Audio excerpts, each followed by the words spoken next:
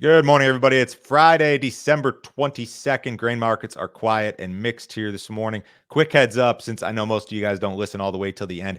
We will be off on Tuesday, the 26th, day after Christmas. We're taking the day off.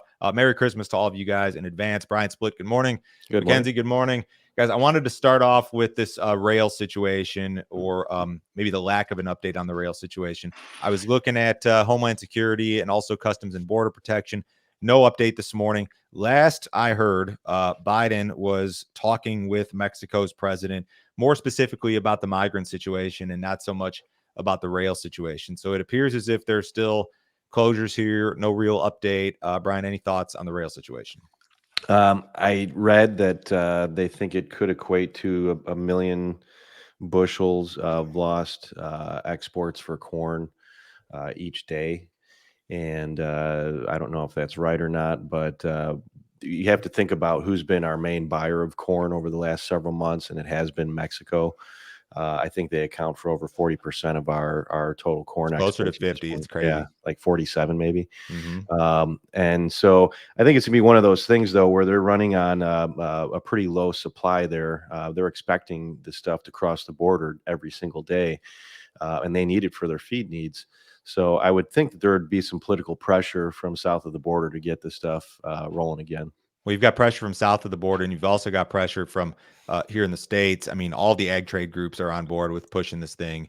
You've got some politicians on board pushing this thing. It's a man-made logistics issue, whereas all the other ones we've been dealing with, Panama Canal, Suez Canal, those are all more well, Suez Canal, I guess, is man-made to some extent, but it's different.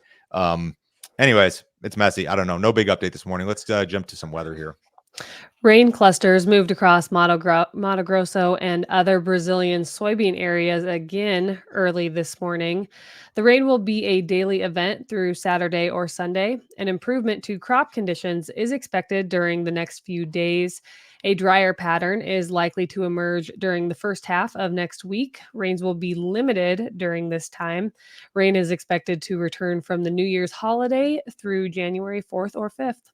Brian, the market does not act as if there is a significant problem in Brazil.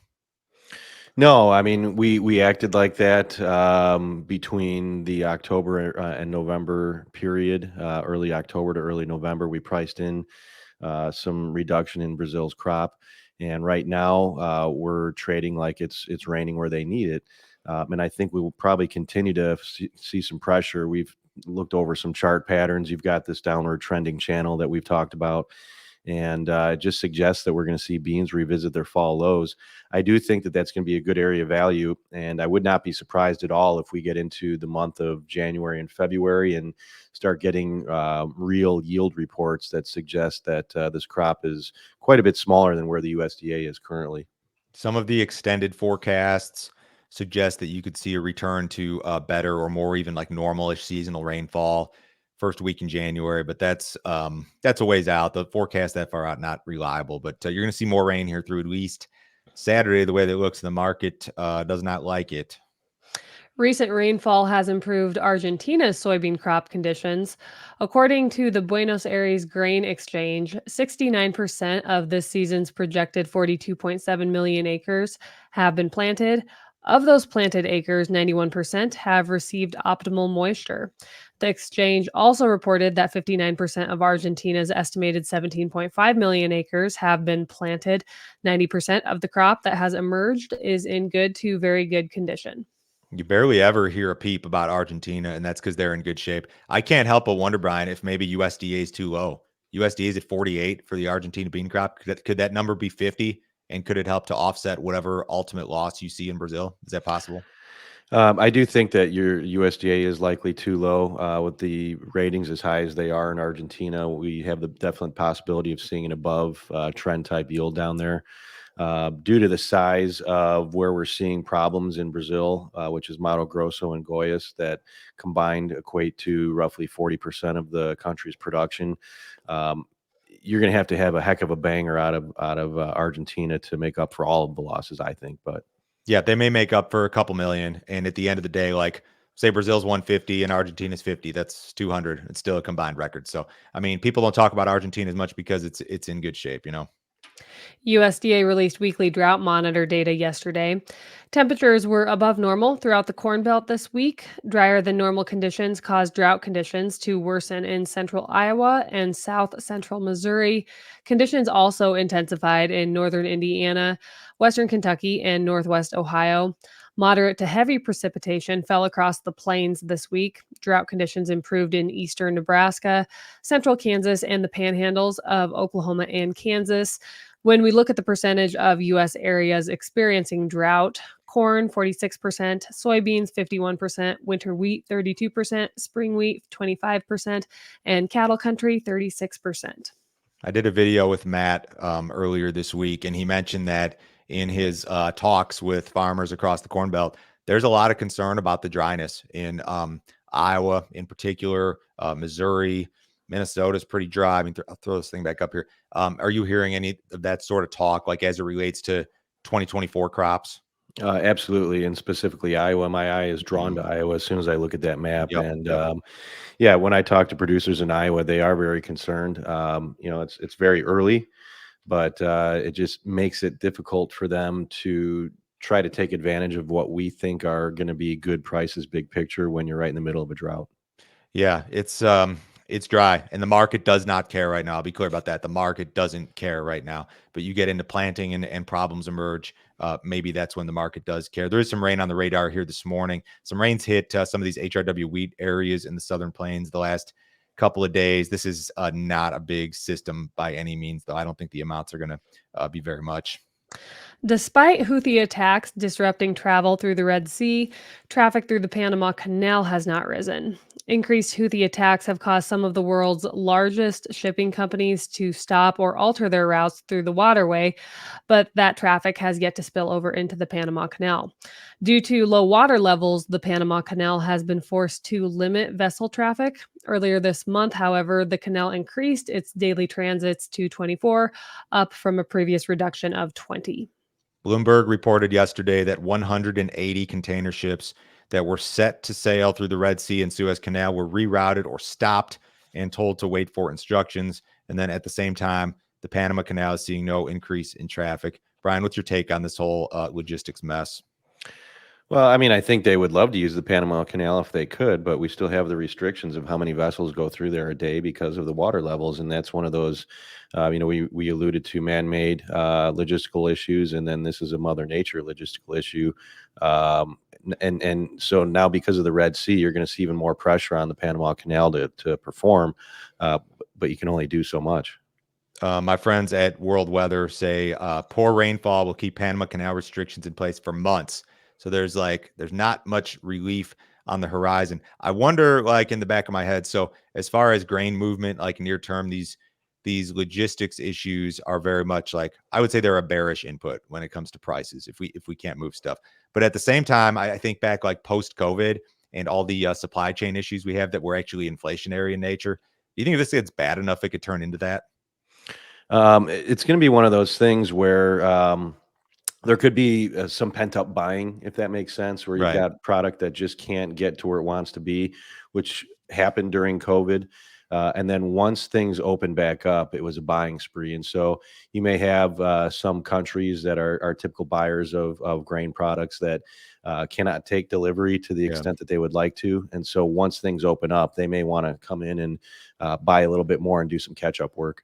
Do you think the logistics, so you throw the Mexico rail thing, Panama Canal, Suez Canal, has this had an impact on the futures markets? It seems like it has. I think when the rail story broke a few days ago, that was when corn went and made these new lows and that new low settlement price for March corn. Um, it's definitely kept a heavy weight on the market, and all of our rallies have been rather minor. So I definitely think that it's had an impact on future values and likely in the cash market too, where some of the basis improvements that we would like to see might be tempered a little bit because of this. We did have an export sales report yesterday. U.S. corn export sales declined last week. Net corn sales of 40 million bushels were down 29% from the previous week and 33% from the prior 4-week average. Mexico was the largest buyer for the week. Fueled by recent flash sales, net soybean sales were strong last week, totaling 2 million metric tons. The print was up 84% from the previous week and 51% from the prior 4-week average. Unknown destinations were the largest soybean buyers. Net wheat sales of 12 million bushels were down 78% from the previous week and 51% from the prior 4-week average. Mexico was the largest wheat buyer for the week. As far as I understand here, looking at the statistics, I think USDA is pretty close to reality when it comes to their corn and soybean export projections. Where they may need to come up is in wheat. Wheat sales are running 3% above last year. USDA is projecting an 8% decrease, and a lot of that's due to Chinese buying. And a lot of this, like, does it actually get delivered or not, I think hinges on Brazil, for row crops at least. Right. I think China's doing some buying ahead of time because of their concerns about what's going on in Brazil. And it's one of those things where, when China comes in and does a bunch of buying, you can't immediately think that, oh, well, its stuff's going to get canceled. It could potentially be canceled. Sure. But I think you just got to focus on where values are relative to where they've been. Are we at resistance after we see a round of buying? For example, we saw China buy 3 million tons of beans in a week, right? And then all of a sudden that buying stops and the market breaks a buck. We've been accommodated with a little bit of change in weather pattern in Brazil as well. But right now, I think the USDA is pretty good on exports. But we had that string of wheat buying that I think they need to make an adjustment on wheat exports. So I think you're right there. That was when the wheat rallied, and since China stopped buying, the wheat markets kind of died and just consolidated. We got some more inflation data due out today. Yes, the November Personal Consumption Expenditures Price Index will be released here this morning. The November PCE index is expected to rise 0.1% compared to the previous month and 3.3% on an annual basis. If the monthly 0.1% increase is achieved, that would bring the 6-month annualized pace of inflation to 2.1%, which is just slightly above the Fed's 2% target. According to a report released on Thursday, the core PCE index, which excludes food and energy, increased at a 2% annual rate in the third quarter, the slowest since the end of 2020. The Fed is expected to begin cutting rates as early as March this coming year. Look at this headline in Bloomberg, Brian. U.S. inflation report to show Fed's battle is now all but complete. Do you agree with that? The Fed's battle, have they won? It reminds me of President Bush on the carrier deck with the mission accomplished sign behind him. And the mission was not accomplished at that point. That's how I feel about that. The inflation that is still ongoing is more so in services rather than goods. Goods have come down, services still up. This core PCE, so that 2% number, I believe, was like the quarter over quarter or versus the same quarter last year. And the number we're going to see today is like November versus November. And we're looking for 3.5. You know what's interesting about this? They exclude food prices as part of this because they say it's volatile. But at the same time, so our commodity prices are down, yet you would never know that by walking in the grocery store. I mean, food prices to the average American are not down at all. They're as high as they've ever been. Sometimes I'm shocked, and this is just how it is in our household. My wife does the majority of the grocery shopping, but sometimes I run an errand and go get this, get that. And I'm like, how did I just spend that much money for what's in my cart right now? It just doesn't make any sense. There appears to be zero correlation between like the price of corn and wheat and like what you buy at the store. I mean, the companies who produce the food that we buy and those sort of people, I don't know if they're interested in lowering prices. What did cattle do yesterday? Cattle futures closed mostly lower, likely pressured by positioning ahead of today's cattle on feed report. Feeder cattle futures closed an average of $1.83 lower.